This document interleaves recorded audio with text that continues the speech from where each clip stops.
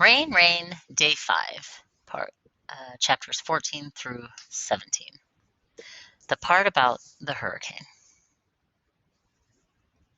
Chapter 14, The Storm on the Weather Channel.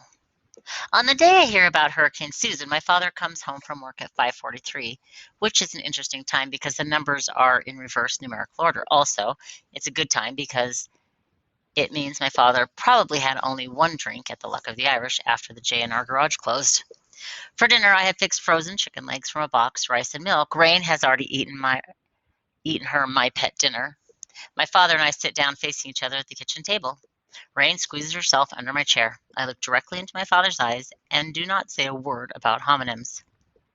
Why are you staring at me, Rose? He asks. A superstorm named Hurricane Susan is coming, I tell him. Where did you hear this from? From Weldon? From the weather forecaster on WMHT 88.7 on your dial. My father shrugs. It will be a storm of epic proportions, I add. And what are these epic proportions? I didn't hear the details, so I reply, a superstorm that could become the storm of the century. My father shrugs again. We live inland, Rose.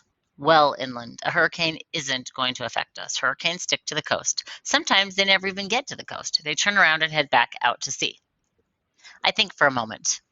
88.7 on your dial is our local station. Yeah? Our local station is talking about the superstorm. Sometimes my father grunts. It sounds like, ugh. He grunts now. Ugh. Then he takes a swallow of milk and says, all right, we'll look at the Weather Channel later. As soon as we've finished dinner and I've washed the dishes, I turn on the television in the living room. I tune it to the prime number channel of 83, the Weather Channel. Two people are sitting at a desk. Their names are written on the screen, Monica Findlay and Rex Caprizi. Monica and Rex have serious looks on their faces. Behind them is a map of the United States, and to the right, swirling around in the Atlantic Ocean, is a big red-colored ball that is supposed to be a picture of Hurricane Susan. It takes up a lot of the ocean.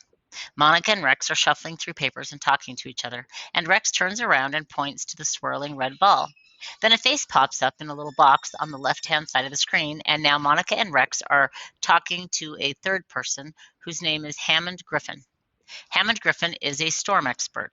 A second map appears on the screen, and now there's so much going on that I can't follow it all. I put my fingers over my eyes and stick my thumbs in my ears, and this is when I hear, faintly, my father come into the room and say, Rose, don't start. Just turn the TV off if it's bothering you. Then he adds, what's the matter? You turn the TV off, I tell him, without moving my hands.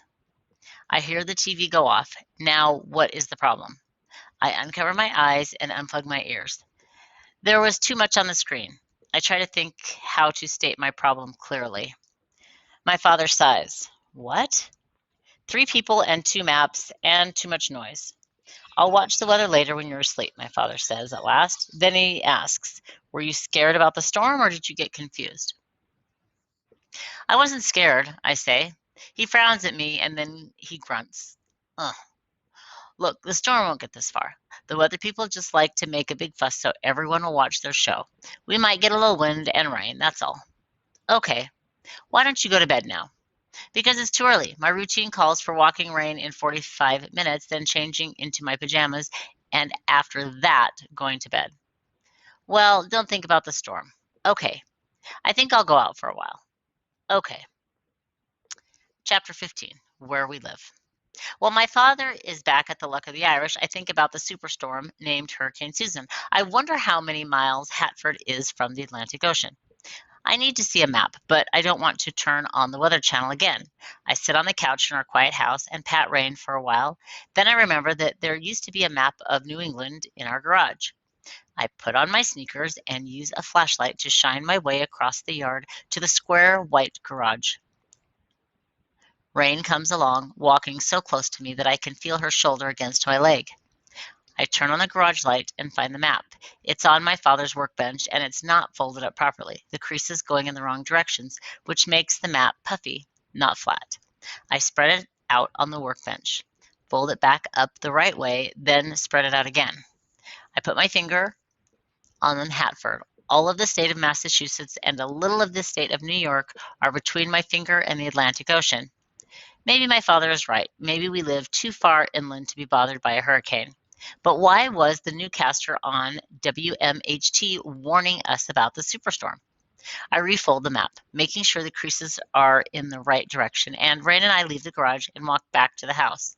I sit on the couch again. I think about Hud Road and my neighborhood. Here are some facts about where I live. 1. The buildings on Hud Road are the Luck of the Irish, the J&R Garage, the house where I live with my father and Rain, and our garage. That is all. Our house is on a little rise of land. The yard slopes from the house down to Hud Road, and Hud Road runs downhill to the J&R Garage and the Luck of the Irish at the bottom. There are 8 very tall trees in our yard. 4 of them are maples, 2 are oaks, 1 is an elm, and 1 is a birch. Behind our house are woods. 4. There are lots of small streams in our neighborhood. They do not have names. The biggest of them runs alongside Hud, in between our yard and the road. It flows underneath a little bridge at the bottom of our driveway. I have never seen more than 10 and 5/10 inches of water there. The other little stream begins farther up Hud Road and feeds into the one in front of our house, which rushes down toward the bottom. These facts are not as interesting as homonyms or prime numbers. They are informative only, but you will need to understand them when you read later chapters, such as Chapter 19, Rain Doesn't Come When I Call, which takes place the day after Hurricane Susan. I finished thinking about Hud Road and our neighborhood. It's time to walk Rain. Later, when I'm in bed listening for the sound of my father's car in the driveway, I hug Rain to me. We live inland, I say to myself. This must be good. I say it over and over. We live inland. We live inland. We live inland. Chapter 16. How to get ready for a hurricane. It's Monday when my father says the people on the Weather Channel just like to make a fuss so that everyone will watch their show. On Tuesday, he frowns a little and says, why can't the Weather Channel people be more specific about the path of the storm? On Wednesday, he says, he doesn't ever remember losing power for more than 4 days. Today is Thursday, and my father is at home and out in our yard when Uncle Weldon drops me off after school. My father is checking to see if our gas cans are full. Rain is watching him from the couch on the porch. Her head is resting on her front paws, but her eyes are alert. Bye, I say to my uncle, and because I like him, I lean back into the truck before I close the door, and I look directly into his eyes. Thank you for the ride, I say clearly. Uncle Weldon smiles at me. You're welcome. I'll see you tomorrow. Finger crosses, heart touches. My uncle waves to my father through the windshield and turns the truck around. You're not at work, I say to my father. Nope, not at work. Very observant.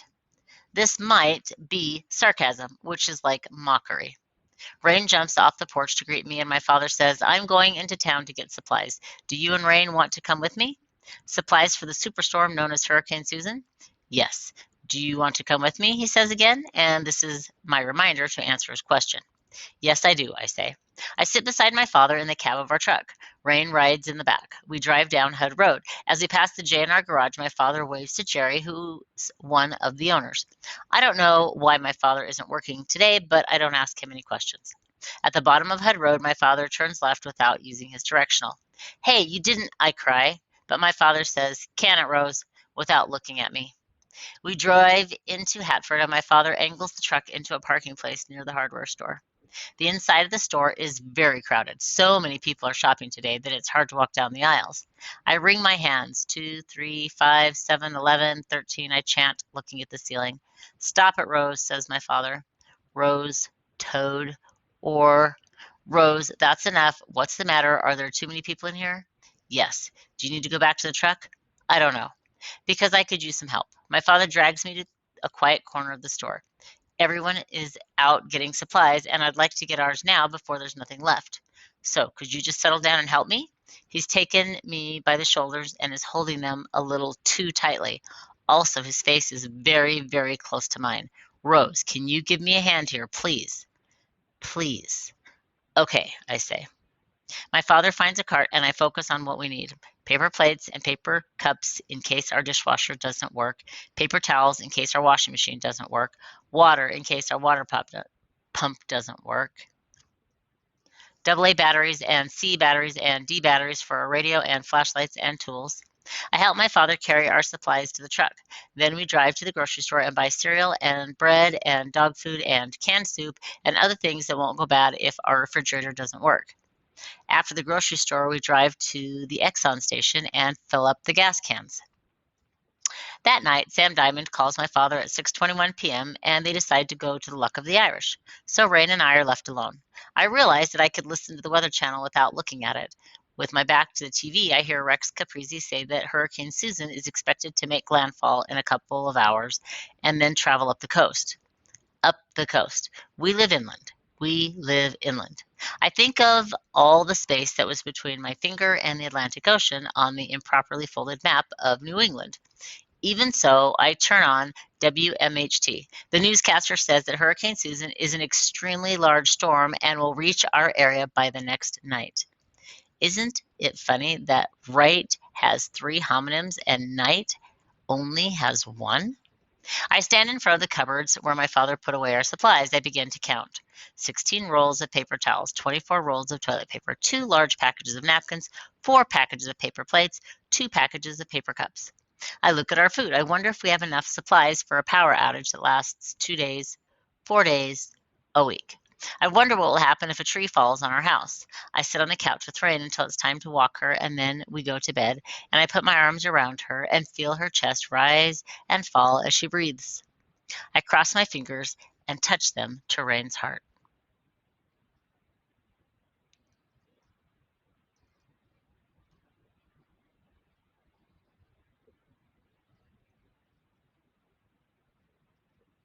Chapter 17, Waiting. The next morning, my father wakes me up by saying, "You're in luck, Rose. School is closing at noon today." This is an unscheduled change. It's not on our school calendar. I frown and sit up. Why? My father is standing in the doorway looking at Rain and me in bed. Why? He repeats. Because of the storm you've been talking about all week. It's supposed to hit sometime tonight. If it's going to come tonight, why are they closing school today? Geez, Rose, I don't know. Some people have time to prepare. So people have time to prepare, I guess. Just go with it. You get a half a day off from school, okay? Uncle Weldon drives me to Hatford Elementary, and Mrs. Liebler walks me to my class. Everyone is talking about Hurricane Susan, the superstorm. It has made landfall south of us. 4 people are dead. Thousands of others have lost their homes. Towns are flooded. Power lines are down. The storm is headed north and is expected to make an inland turn. We live inland. We live inland. Susan is 74, which is not a prime number name, and I haven't thought of a new homonym recently. After Mrs. Cushel takes attendance, she asks our class if we'd like to talk about the storm. Everyone says yes. This is the biggest storm in history, Josh announces. He sounds pleased. People have already died, says Parvani nervously. I stand up and shout, 2, 3, 5, 7, 11, 13. Before I can say 17, Mrs. Liebler is marching me to the hall. Uncle Weldon pulls into my driveway at 12:17 p.m. Usually he drops me off and goes right back to his job, but today he has special permission to wait with me until my father comes home. Neither of us talks about the note from Mrs. Liebler. When my father opens the envelope later, he will read about the prime number incident. At 1:21 p.m., my father returns from the J&R garage and my uncle leaves. We'll try to stay in touch, he says to my father and me. Hopefully the storm will miss us. Maybe this is a lot of hype after all. I'll call you tomorrow, my father replies. Uncle Weldon heads down the driveway, and I hand over the note. My father reads it as we stand on the porch. He shakes his head. Geez, Rose, why can't you just say those numbers to yourself? My father stays at home the rest of the day. He stays at home after dinner, too. Rain and my father and I alone in our house with the 8 tall trees outside. I can hear wind now and a little rain. My father turns on the Weather Channel, and I sit across the room with my back to the television. We're right in the path, I hear my father say. It can't miss us. Morgan broke a rule today, I tell him without turning around. She didn't raise her hand, and she interrupted Mrs. Cushel. My father doesn't answer. You know who else broke a rule? Josh. On the very first day of school, he yelled, and yelling is against the rules. You want to come over here and watch this like a normal person? And once Anders tripped me on purpose, and twice Flo butted into the middle of the lunch line. Rose, I can't hear the television. And also, my father stands up fast. He starts to throw the remote control at me, but then I think he remembers that the TV won't work without it, so he puts it down. Go to your room, he says. I back away from him. Rain follows me to my bed. I get out the list of homonyms. I study it, and then from the living room, I hear the Weather Channel's Rex Caprese say, check out the links posted at the bottom of the screen. I jump off my bed. Rain, links, and links, a new homonym. I run my finger down to the L section of the list and see that there isn't space for my new homonym pair. I'll have to rewrite the list, starting with the L section. I haven't gotten any farther than lane, lane when I make an M instead of an N. I throw down my pen. 2, 3, 5, I shout and scrunch up the paper. My father is standing in the doorway in an instant. He looks at me and then at the paper. I've had just about enough, he says quietly. Rain edges herself between my father and me. If you can't control yourself here, at least control yourself at school. I'm sick of this. I'm sick of the notes. I'm sick of the meetings. But my homonyms list. My father stoops down and picks up the crumpled paper. Not another word about homonyms. Put all this stuff away and go to bed right now. My father doesn't leave the doorway, so Rain and I have to change our schedule for the second time that day. I slide under the covers with my clothes on. Rain lies warily next to me. We both have to pee.